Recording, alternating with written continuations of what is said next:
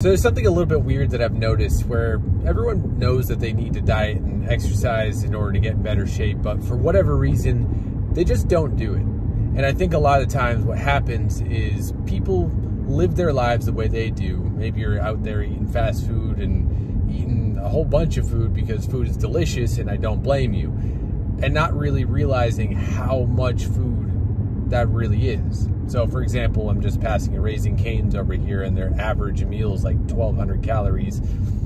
Delicious, but it's high calorie.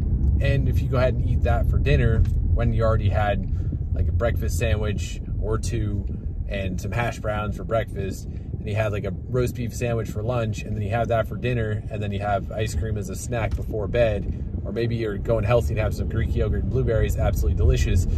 That adds up so fast. And unless you're running marathons every week, you're not really outputting that much energy in order to have that balance out, and you're going to be in a calorie surplus, which will cause you to gain weight. Not a calorie deficit, which will cause you to lose weight, and not an isocaloric diet, which will help you, stay the same. And because of this, because people are eating however they eat, I'm not saying everyone eats like that, but there are a lot of people who do, especially the ones who want to lose weight and haven't been able to make it happen because they go on really restrictive diets and then don't stick to it, and that's just not the way to go. Sometimes they just need a little bit of motivation, and not to say like, oh, they just need someone to say, go ahead and do it, you got this, like, keep trying, you can do it. That's not motivation. That's like, that's positive words, and that's good, and that's useful, but that's not real motivation. Let me give you an example of some motivation that helps me. Now, when I first was getting into fitness, before that, I really struggled to stick with anything. Like, I would try to diet and I'd eat just like an egg or two for breakfast, and then like have a salad for lunch, and then maybe like a regular dinner. And I was losing a little bit of weight, but I never really stuck to it because it was just too much of an extreme diet. But when I started, like, I kept falling off. And then one day, my grandma just came by to visit, and she just straight up said, "Hey, Gabe, your face is getting fat." After not seeing her for a while, I'm like, whoa, dang. So I was like, really? Because I was always known as like skinny kid, skinny guy throughout the entirety of high school, growing up, even out of school. Like, everyone seemed to think I was in shape, which looking back, I probably wasn't. So when I looked in the mirror, realized how round my face was getting, I stepped on the scale and realized I'd gained 50 pounds since out of high school. Then I was like, okay, well, yeah, maybe I need to do something about that. And so I did. Like, I really got to work on what I needed to do, which was, diet and exercise. And I happened to come across some really good information about calorie tracking and macros and progressive overload for the gym and all this kind of stuff that really helped me get that in order. But that was my wake up moment. Now, not everyone has that. Not everyone is motivated by that. But sometimes what you can do is this weird thing where you eat as you normally do. Like, you don't change your diet when you do what I'm about to say. You keep everything the same, eat as you normally would. But instead of just doing that and then continuing on living your life the way you have been, what you'll do is you'll download a calorie tracker app. I recommend MyFitnessPal. You can use MyNet Diary. There's a couple other good ones out there.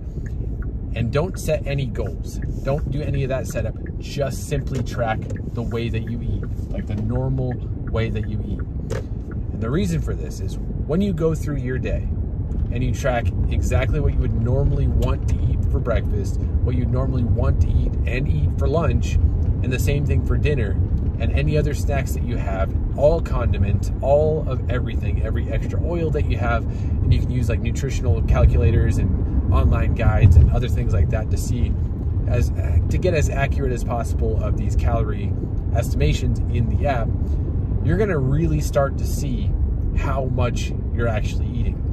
Now, this is a bit of a tricky thing to do because when you start tracking food, you're going to naturally make a little bit better decisions because you don't want to go way over what it says your estimated calorie goal is. Even if you don't set up your goals, you're like starting to realize, okay, it's like 6 p.m. and I'm already over 3,000 calories. Maybe I shouldn't have that pint of ice cream at the end of the day. It's hard to not think that way.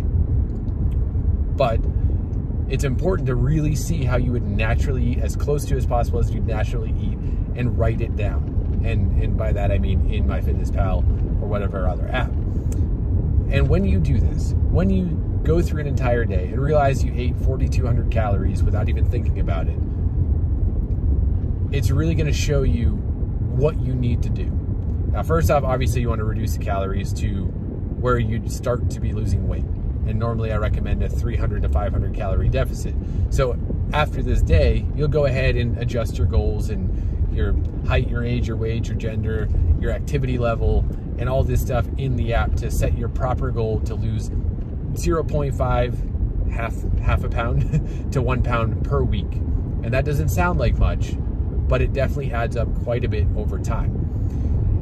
And then you'll be able to adjust towards that. And then you'll also be able to see the protein, the carbs, the fat that you're eating. Maybe you're eating high fat, high carb. Maybe you want to eat a little bit more protein. Maybe drop the carbs a little bit. Not anything crazy, but just a little bit to fit within the calorie goal.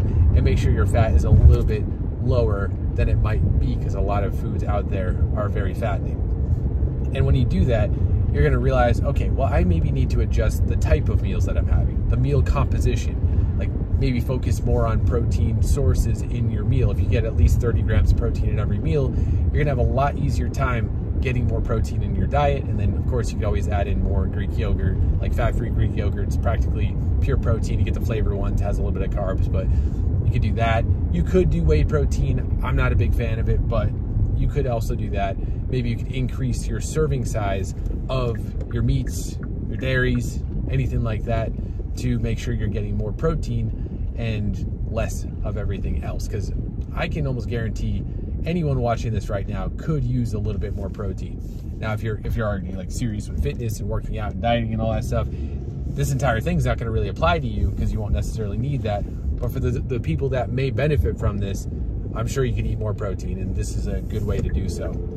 So then from there, after you get the calories down, you get the protein down, over time, what you'll want to do is optimize your diet for not only health, but how you feel. Because a lot of times people will eat foods and they think they're intolerant with this and intolerant with that, and it might be the case. But you have to figure out what that is, and you can do that with the calorie tracker, because you're like, okay, this day I didn't eat tomatoes at all and I feel a lot better. Maybe I should stop eating tomatoes. Dairy, whatever it is, gluten, you can kind of narrow that down because you have a log of what you ate each and every day, and you're like, okay, the next day I didn't feel that great, maybe I can mess around with this. Like, you can do a lot of experimentation because you have the data, and it's a very, very powerful thing.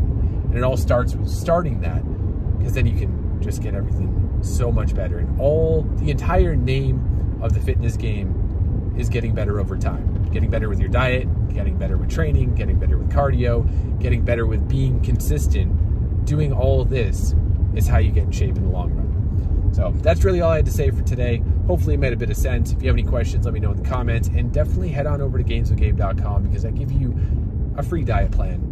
Not the exact foods to eat per se, but what I typically eat in my diet. I also give you how to set up your calories in the right way. I also talk about a few different types of training programs. I talk about all kinds of different stuff to keep you consistent. You get a free community when you join my newsletter, which is also free, and all of the above at gainswithgabe.com. Super cool. So I'd like to have you join me there, and I'll help you out along the way.